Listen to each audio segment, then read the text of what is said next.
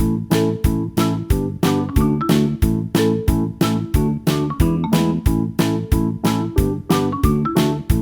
dear students, how are you all? Hope you all are doing very good. Let's start a new chapter today of class 8th, which is chapter number 9 about reproduction in animals. Okay, let's start the chapter. So reproduction is a biological process by which new individual organism or offsprings are produced from their parents.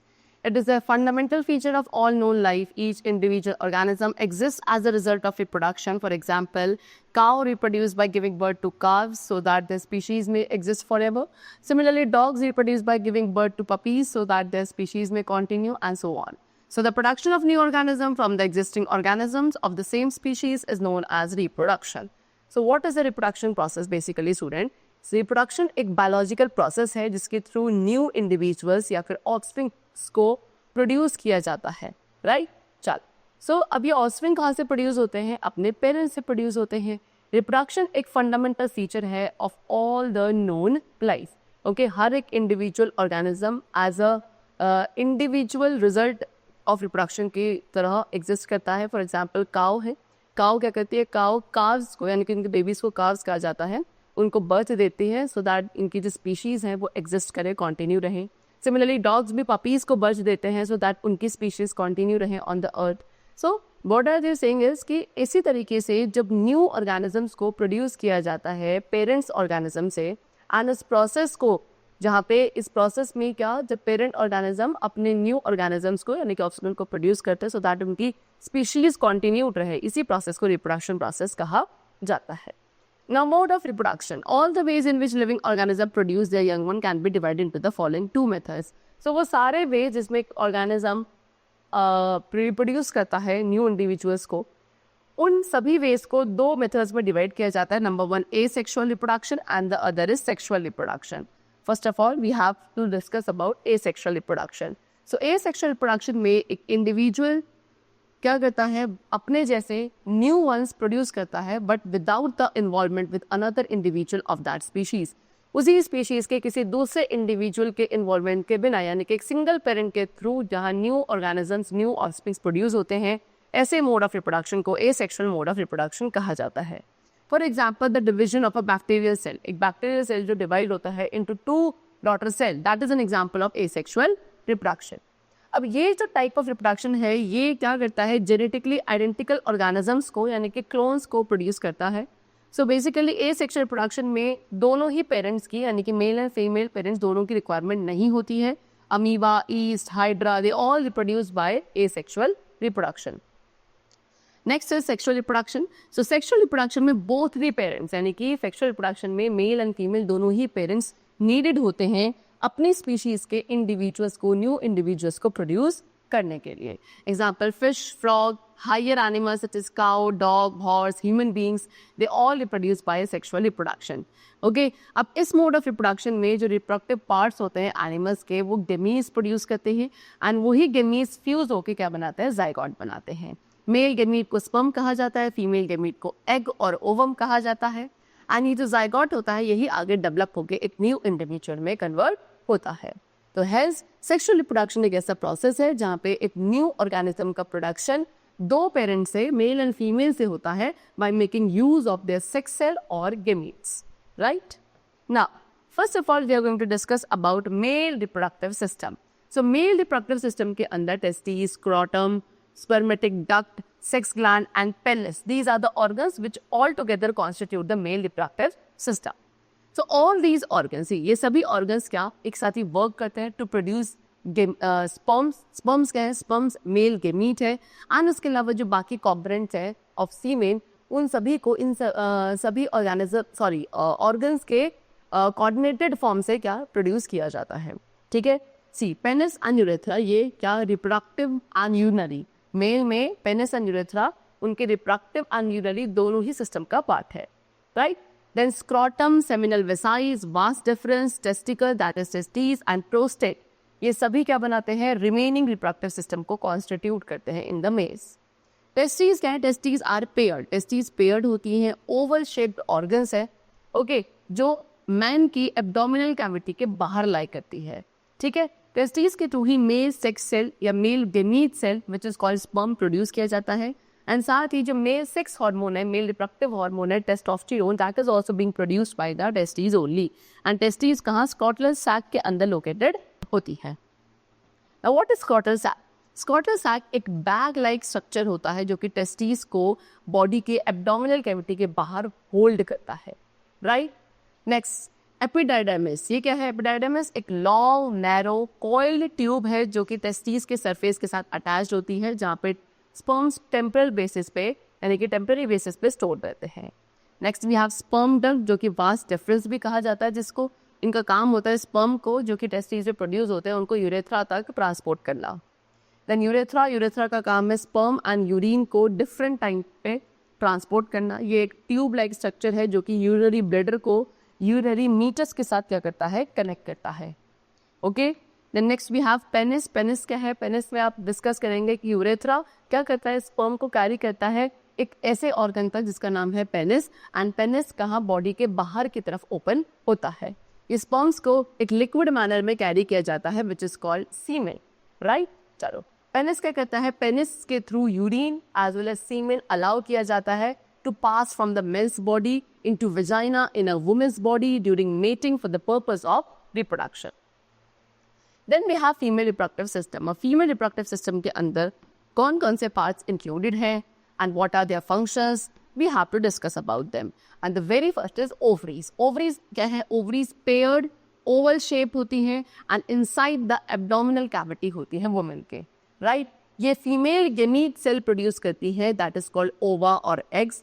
And उसी के साथ साथ ovaries का काम है female sex hormone को भी produce करना which is known as estrogen and progesterone. Okay, then next we have oviduct. See this is ovary, next we have oviduct which is also called fallopian tube. Okay, so oviduct या fallopian tube क्या होती है? They are just above the ovaries. Ovaries के just above क्या situated है? Oviduct situated होते हैं। ये ओवम को टेक करके कहाँ ट्रांसपोर्ट करता है? यूट्रस तक, यानी कि फेलोपियन ट्यूब्स तक। फेलोपियन ट्यूब्स में फिंगर लाइक प्रोजेक्शंस होती है एंड ये क्या? एक फनल शेप स्ट्रक्चर में जाके आगे ओपन होता है। ये फिंगर लाइक प्रोजेक्शंस का काम है ओवम को रिसीव करना जैसे वो ओवरी से बाहर आते हैं, एंड फिर उसके बाद एग का फर्टिलाइजेशन होता है by a sperm which takes place in the oviduct और फेलोपियन ट्यूब्स ओनली। ठीक है, then next we have uterus. Uterus क्या है? सी जो दो ओविडक्ट्स थे वो आगे जाके एक बैग जैसे ऑर्गन के साथ कनेक्ट होता है जिसको यूट्रस या वॉर्म कहा जाता है, एंड यही एक फर्टिलाइज एग डेवलप होता है इनटू अ बेबी।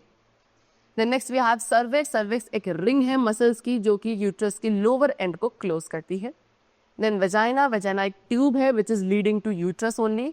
वेजाइना का काम है, वेजाइना पेनिस को रिसीव करता है और उसके थ्रू स्पर्म्स को डिपॉजिट किया जाता है into women's body. Okay, it serves as a birth canal. ये एक एज अ बर्थ कैनाल भी सर्व करता है बिकॉज इस पैसेज के थ्रू बेबी बॉर्न होता है after completion of development inside the uterus of mother. Then next is vulva. Vulva क्या है? वेजाइना की आउटर ओपनिंग को वल्वा कहा जाता है। ठीक है, चलो now process of fertilisation and further development. Fertilisation process कैसे होता है एंड उसके बाद आगे डेवलपमेंट कैसे होता है, we have to discuss all of that. See The first step in the process of reproduction is the fusion of a sperm and a ova. तो सबसे पहला जो प्रोसेस होता है रिप्रोडक्शन में वो होता है फर्टिलाइजेशन। किस किस का? मेल गेमीट सेल और फीमेल गेमीट सेल का फर्टिलाइजेशन, यानी कि स्पर्म एंड ओवम का फर्टिलाइजेशन होना is the very first step in the process of reproduction, sexual reproduction. Okay, so when sperm comes in contact with an egg, अब जैसे ही sperm egg के contact में आता है उनमें से एक स्पर्म एग के साथ फ्यूज हो जाता है। अभी जो फ्यूजन है एग एंड स्पर्म का that is called fertilisation, right. अब दोनों ही है यानी कि एग एंड स्पर्म फर्टिलाइज होते हैं और एक डिप्लॉयड जाइगोट बनाते हैं। हर एक पेरेंट का 23 क्रोमोसोम प्रोवाइड करता है इनिशियल फर्टिलाइजेशन में। सो इस तरीके से जाइगोट के अंदर क्या double the number of chromosome, ठीक है, number of chromosomes double amount में हो जाते हैं। यानी कि कितने भाई, एक पेरेंट ने 23 क्रोमोसोम्स अगर प्रोवाइड करे हैं तो दोनों ही पेरेंट्स से कितने हो जाएंगे 46 क्रोमोसोम्स मिलते हैं किसको, एक जाइगोट को, एंड इसको कहा जाता है diploid. Okay, so new individual क्या करता है, कुछ कैरेक्टरिस्टिक्स इस तरीके से अपने फादर से रिसीव करता है एंड कुछ कैरेक्टरिस्टिक्स वो अपने मदर से रिसीव करता है। ना fertilisation takes place in 2 ways। Fertilisation अब 2 तरीकों से होता है। फर्टिलाइजेशन जो कि फीमेल बॉडी के अंदर होगा उसको इंटरनल फर्टिलाइजेशन कहा जाएगा। इंटरनल फर्टिलाइजेशन बहुत सारे एनिमल्स में होता है like humans, cow, dogs and hens. Next, in many animals, अब बहुत सारे ऐसे एनिमल्स हैं जिसमें fertilisation outside the mother's body ठीक है, फर्टिलाइजेशन होता है लेकिन मदर बॉडी के बाहर होता है, usually in water. For example during spring और रेनी सीजन, स्प्रिंग या रेनी सीजन के दौरान फ्रॉग्स एंड टोड्स जो हैं वो पॉन्ड में जाते हैं या स्लो फ्लोइंग स्ट्रीम्स में जाते हैं।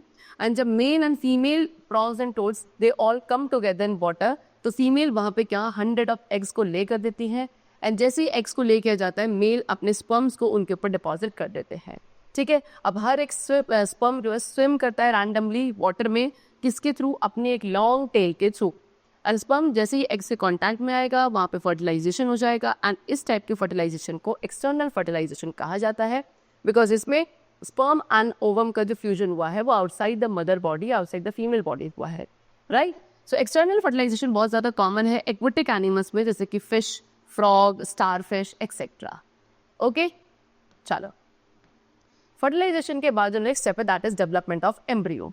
सो आफ्टर फर्टिलाइजेशन के बाद जाइगोट डेवलप होना स्टार्ट होता है इनटू एन एम्ब्रियो।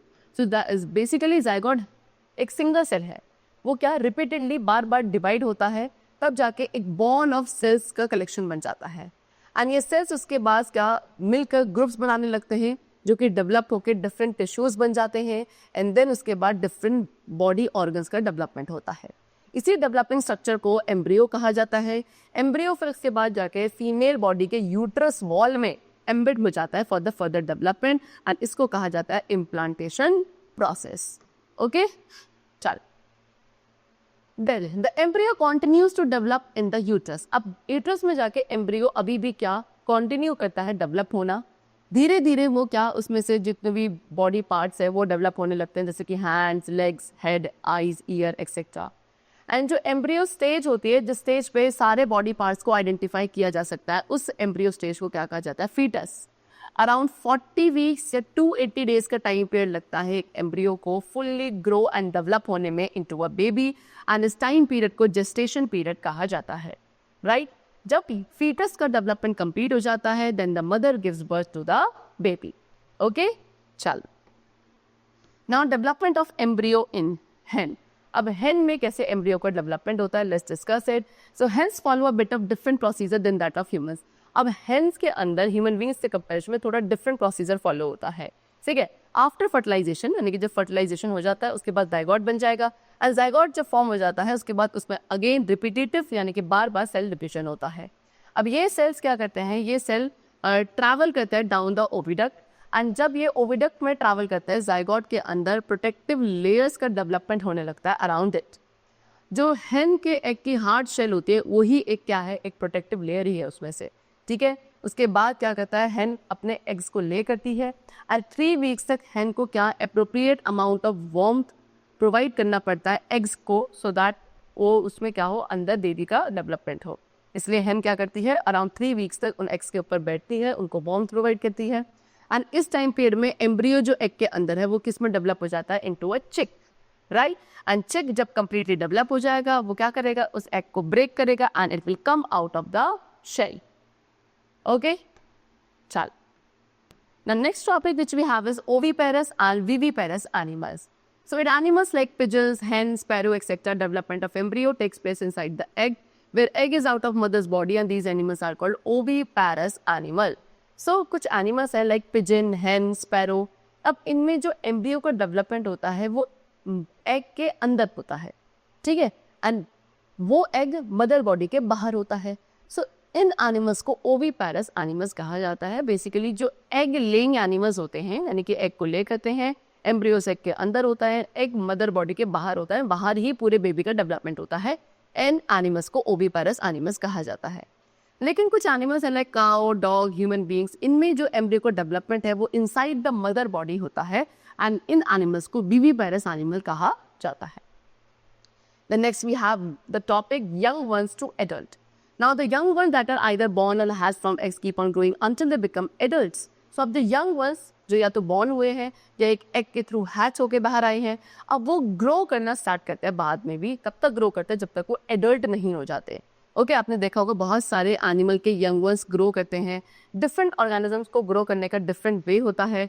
कुछ ऑर्गेनिज्म में यंग वंस अपने एडल्ट से बिल्कुल डिफरेंट लगते हैं। For example in case of an insect, अगर आप एक इंसेक्ट की बात करो like silk worm and caterpillar, so in case में इनके जो बेबीज होते हैं वो बिल्कुल डिफरेंट होते हैं फ्रॉम द एडल्ट मॉथ। एक फ्रॉग की अगर लाइफ साइकिल डिस्कस करें तो कैसे होता है, पहले एक एग होता है, एग में से एक टेडपोल निकलता है जिसको आप लार्वा भी कहते हो, एंड देन जब वो डेवलप होने के बाद एक एडल्ट फ्रॉग बनता है। ओके, सो टेडपोल्स की अगर बात करें, टेडपोल्स बिल्कुल डिफरेंट दिखते हैं from the adult frog. And ऐसे ऑर्गेनिजम्स के अंदर क्या होता है, इनकी डेवलपमेंट स्टेज में बहुत सारे चेंजेस आते हैं एंड तब जाके ये एक एडल्ट में कन्वर्ट होते हैं। इन डिफरेंट चेंजेस को कहा जाता है मेटामॉर्फोसिस। ठीक है, example frog, cockroaches, butterfly, insect, ये सभी ऐसे ऑर्गेनिजम्स हैं जिनके अंदर मेटामॉर्फोसिस प्रोसेस होता है। लेकिन ह्यूमन बींग्स की बात करें तो ह्यूमन बींग्स में सेम बॉडी पार्ट्स होते हैं from the birth to adulthood and adulthood to old as.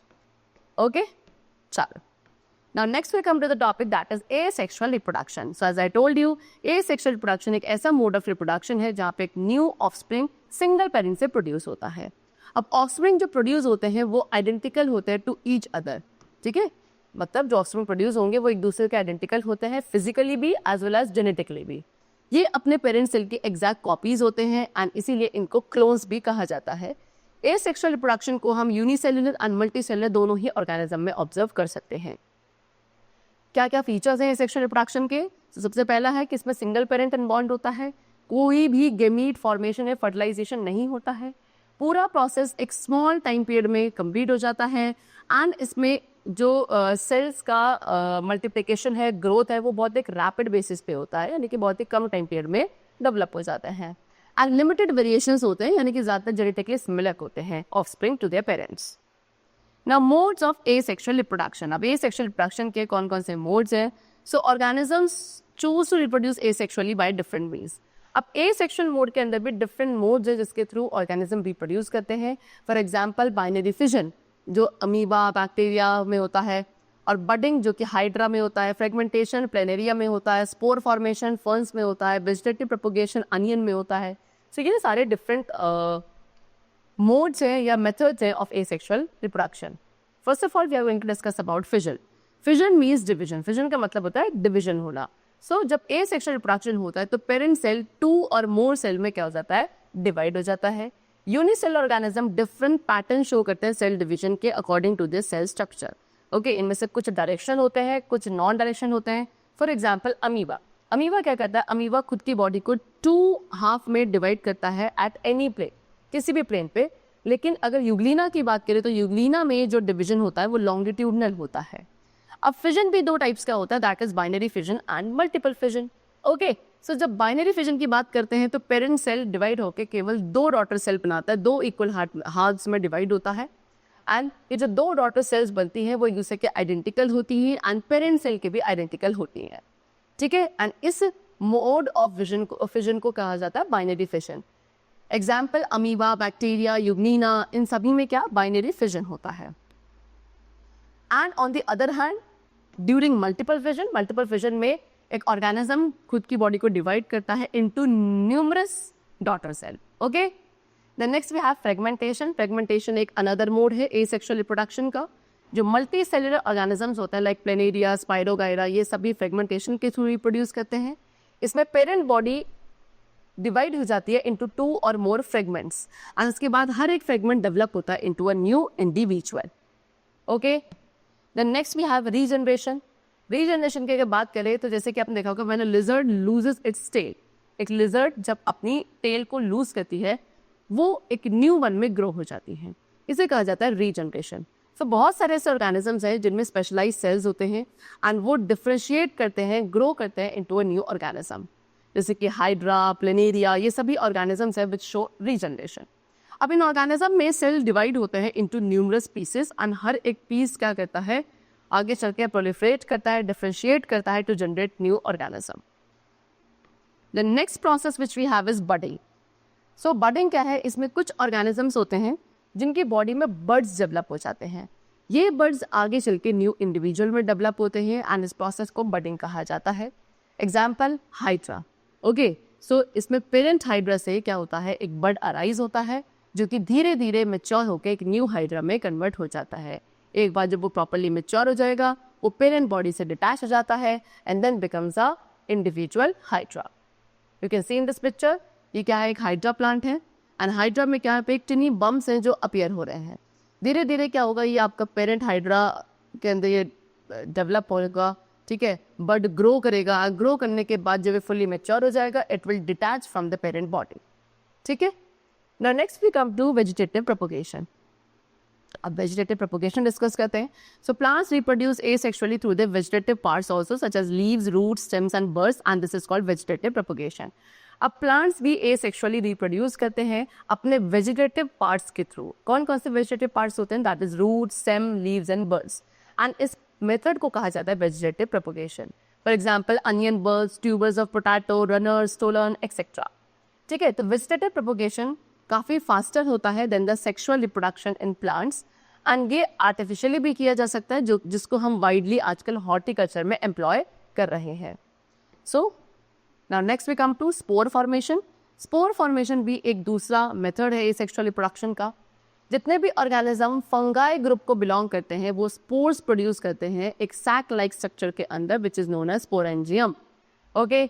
अब जब इन्हें फेवरेबल कंडीशंस मिलती हैं, उसके बाद ये स्पोरेंजियम बर्स्ट हो जाते हैं, जिसके अंदर से बहुत सारे स्पोर्स रिलीज होते हैं, एंड वो सभी जर्मिनेट होकर न्यू ऑफस्प्रिंग्स बना लेते हैं, ओके। चले now next we come to the topic that is cloning.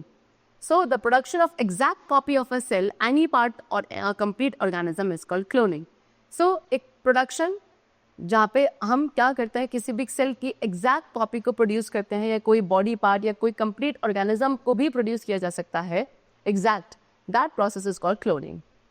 Iron Wilmut and जो उनके कलीग्स थे, उन्होंने रोजलिन इंस्टीट्यूट में, that is in Edinburgh Scotland, इन्होंने सक्सेसफुली क्या एक शीप की क्लोनिंग को परफॉर्म किया था, जिस शीप का नाम था डॉली, जो कि 5 जुलाई 1996 में जिसका बॉर्न हुआ था। अब डॉली की क्लोनिंग के लिए एक एग को कलेक्ट किया गया था एक फीमेल शीप से, एंड एक सेल को कलेक्ट किया गया था memory gland of another female sheep. फिर उसके बाद इस एग सेल के न्यूक्लियस को रिमूव किया गया एंड एक न्यूक्लियस के साथ रिप्लेस किया गया जो कि मेमोरी ग्लैंड सेल से हमने लिया था। अब एग उसके बाद जो प्रोड्यूस हुआ उसको हमने थर्ड शीप के यूट्रस में इम्प्लांट कर दिया, एंड जो एग डेवलप्ड हुआ वो नॉर्मली किसी भी दूसरे फर्टिलाइज एग या जाइगोट की तरह था, and finally Dolly was born. Dolly exact copy थी शीप की, जिसके न्यूक्लियस को हमने एग सेल के अंदर इंसर्ट किया था, okay. It did not show any characters of the sheep, इसमें कोई भी शीप के कैरेक्टर्स नहीं थे। जिसके एग सेल को हमने as a nucleus of egg cell लिया था, है ना, रिमूव किया था, उसके कोई भी फीचर्स इस डॉली नाम के शीप के अंदर नहीं थे। इस तरीके से क्लोनिंग उन्होंने सक्सेसफुली परफॉर्म करी थी। So the chapter is completed. I hope you all must have understood the different modes of reproduction in plants and animals. The chapter is completed. I hope you all must have understood it very clearly. We'll meet you very soon in the next class, and then take care and thanks to everyone.